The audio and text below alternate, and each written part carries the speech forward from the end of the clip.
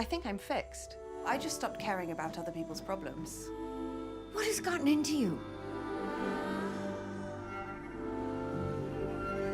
I did a deep dive into this and learned that this is based off a play. I think that this is one of those movies that sort of conveys that sense of everyone involved lived, slept, ate, and drank this movie and created it. How long did it take? How long were you shooting, would you say?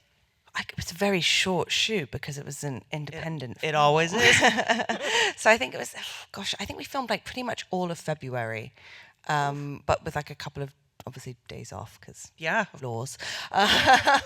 Yeah, and so it was very short, but we had a little bit of rehearsal beforehand. But then obviously having been involved in the film and spoken to the director and the writer a lot and producer as well, and beforehand I think we had a good sense of what we were going in to do, enough prep that we could then kind of let it all go and then let it just kind of happen. Was it that you first read Julia's play? And you sort of came to this, because it's actually very different.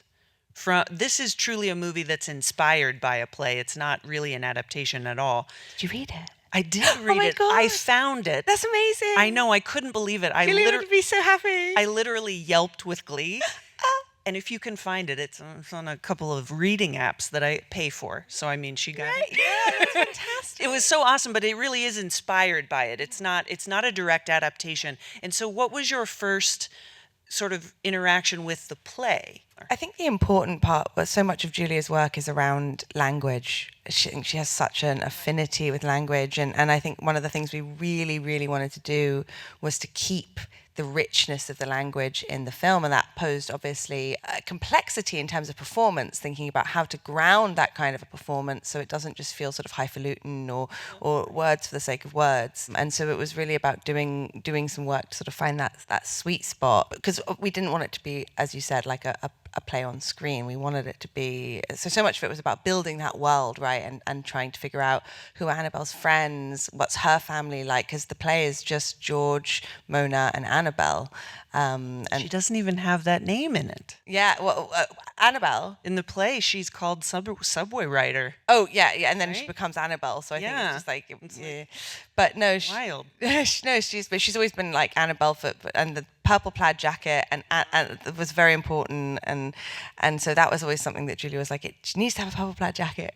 There's so many beautiful like details of the production. I wondered, like, when you would open the cooler, this beautiful pulsing purple light, could you describe what that actually physically was on set? Yeah, well, Leo Harim and his team were just so brilliant, and that was a light bulb in the cooler, but somebody with Leo was working on sort of like sort of like the pulsing. So every time the pulsing would happen, it was a human pulse. So it was somebody sort of pulling that and making it happen, making it going fast, make it go slower. So it was in camera. Annabelle is so, she sort of embodies like everything that I wish that I could be. I feel like I emotionally hold myself back from being like that.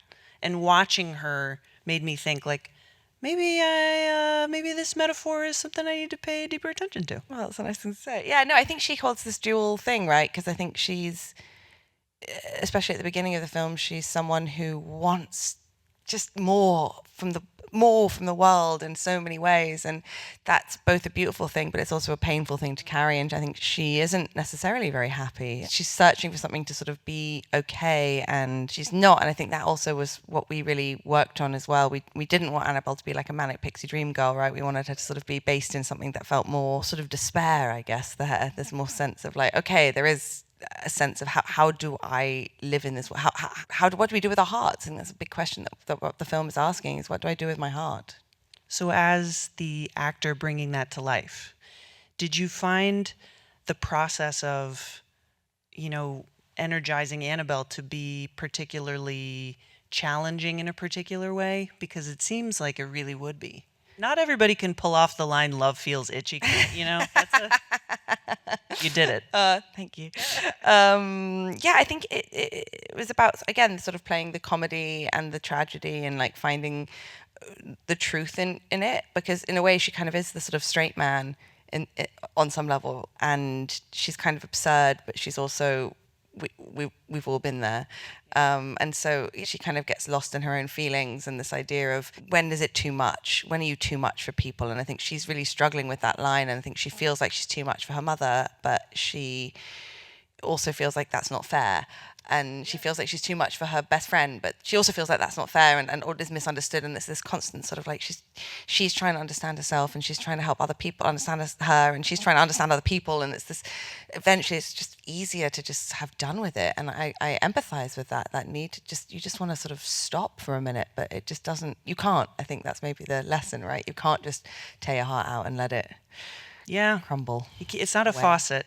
You can't just turn it on and off. It kind of reminded me of maybe being younger versus being older, and the sort of the emotional callus that we develop as we get older and we get hurt. And Annabelle, it's difficult for her because she doesn't have that. And she meets a guy one time and says all this beautiful stuff. And it's like, he can't. He can't do it. I can't. Literally. Mm-hmm. So do you think that you learned something from Annabelle in this very sort of deep emotional mining and excavating that you had to do? I mean, always, any role that you play, you kind of, you bring much of yourself into it, and you sort of go, oh, it's not me, and then all of a sudden you're like, oh God, this is like, who am I? What am I doing here? I think she was a character that I was really glad to stop playing, actually, because she feels so much. It actually, I think, probably over time taught me something about boundaries and how to sort of lovingly protect yourself. And it's something ever shifting, and there's something about that sort of like very minute dance, sort of, that I think probably became more forefronted, at least. Right. Can you talk about you with all of your co-stars? There's kind of like a parallel that I see in this tonally with something like Yorgos Lanthimos, who just creates this whole world and everyone's on the same page. And movies like this that create that kind of consistency, that's why they're successful. It's not easy, though, and you need a very strong script. You need a strong director. So can you talk about the process with Kim, especially in scenes where, you have multiple people that are all trying to pull off sort of the different things under the same tone? Yeah, I think that really also goes down to a lot of what Kim did in the casting. I think she did a really, really great job, and she works really, really hard, and it wants to know everything, everyone. She wants to uncover everything under the rocks. She's not willing to be like, oh, okay, I'll take that list and like whatever. She's so committed and dedicated and like interested, and she's so smart, and I think that's such a pleasure to work with someone who sort of wants to just go all the way. Yeah, and like get in there. Yeah, and really understand what it is and sort of talk about it and engage with it.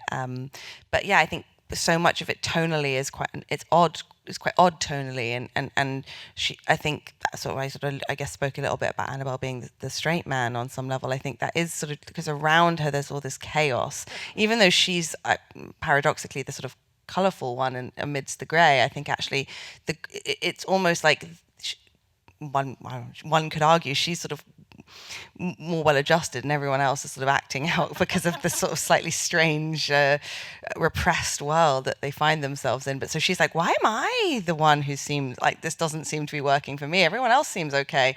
So I think there's that kind of dichotomy though, that sort of there's that space between what she feels is real and or what sort of the world is presented of as real, and then what she sort of actually feels is real. Yeah, well, yeah, I mean, and she's surrounded by all these people who are staring at their app. Yeah. I mean, obviously, direct parallel to what we actually go through, and then you've got this person she's like, here's my lamp. Yeah. Like, yeah, right here. Like, do what you will with it. Also, please be careful with it. Right. Was this set just a whole bunch of people, like, talking about their feelings in the moment while desperately trying to keep us indie schedule on time? Oh gosh, no. I mean, no. There was like, I think we did all the feelings beforehand, okay. And then we really shot the film. There was a lot of locations you can see, and so we moved a lot. yeah, there was a lot of sort of showing up to a random car park and be like, is this it? Is this it? Oh yeah, it is. There's lunch. Cool, great.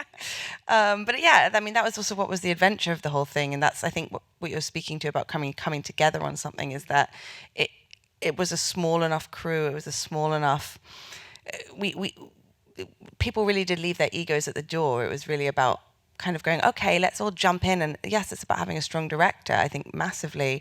But it's also about everyone trusting that director and letting them make the thing that they want to make, and trusting that they have a vision, and then kind of going, okay, I'm going to bring all this to it, but then I can't wait to see where this goes and what this is. And I think she really found a way to be cohesive whilst playing tonally with all these different elements, and whilst really getting in that sort of magic realism but keeping it grounded. And so I think it was a really impressive feat, and I didn't even know what it was going to be like, even though we were sort of there and I was there for the whole ride. And you can never really see inside someone's head. So once you sort of get on the sets and you're like, oh God, this is what you were seeing. I was seeing that, but this is so cool, you know?